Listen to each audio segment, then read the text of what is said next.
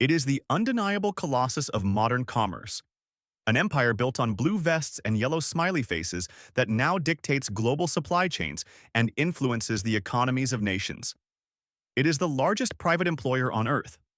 But before the supercenters, before the global dominance, there was just a man named Mr. Sam, and a radical, almost desperate idea in a town the rest of corporate America had forgotten. Welcome back to Learn the Mystery of History. Today, we aren't looking at ancient battles or fallen kingdoms. We are investigating a different kind of conquest, the economic conquest of the American landscape. How did a failed lease in a tiny Arkansas town lead to the creation of the most powerful retail entity in human history? The mystery of Walmart isn't just about cheap prices. It's a saga of relentless ambition, a counterintuitive economic gamble, and a fundamental shift in the way the world shops. This is the story of Sam Walton's Revolution, the hustler from Oklahoma. To understand the empire, you have to understand the architect. Sam Walton was a product of the Great Depression. He grew up scraping by, milking cows, and selling magazine subscriptions. He learned the value of a single dollar the hard way. After serving in World War II, Walton didn't head to Wall Street. He headed to Newport, Arkansas. With a loan from his father-in-law, he bought a Ben Franklin variety store franchise. Now, this is crucial. Sam Walton was not an immediate retail genius. He was just a relentless hustler. He would scout his competition, see what they were doing right, and then do it better and cheaper.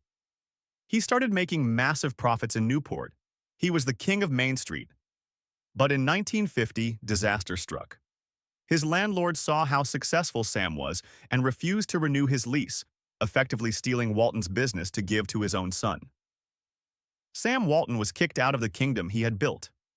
It was a humiliating defeat that would have broken most entrepreneurs. Instead, it fueled the fire that would eventually burn down the entire established retail industry. The discovery of the discount.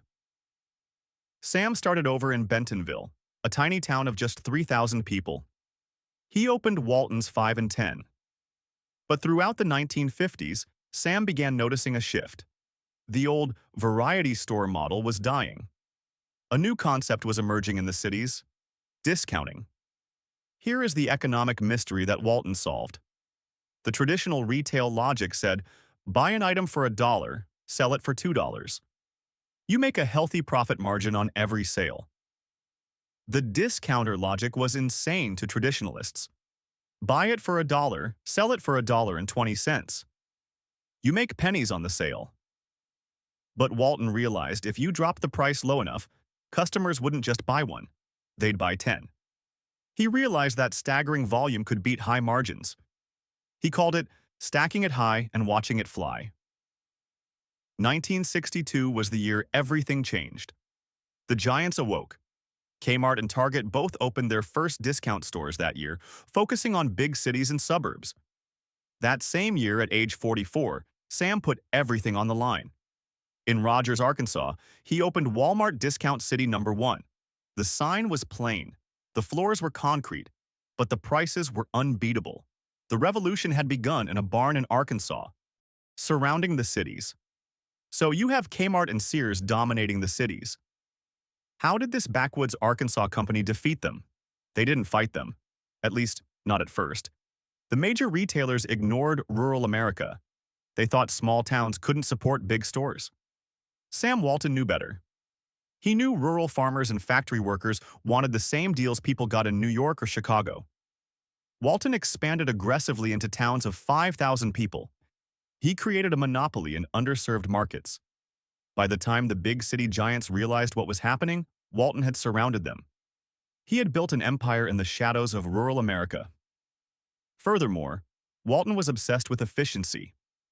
In the 1980s, Walmart invested millions in a private satellite network, connecting every store's cash registers to headquarters. They knew exactly what was selling in rural Kansas the second it was scanned.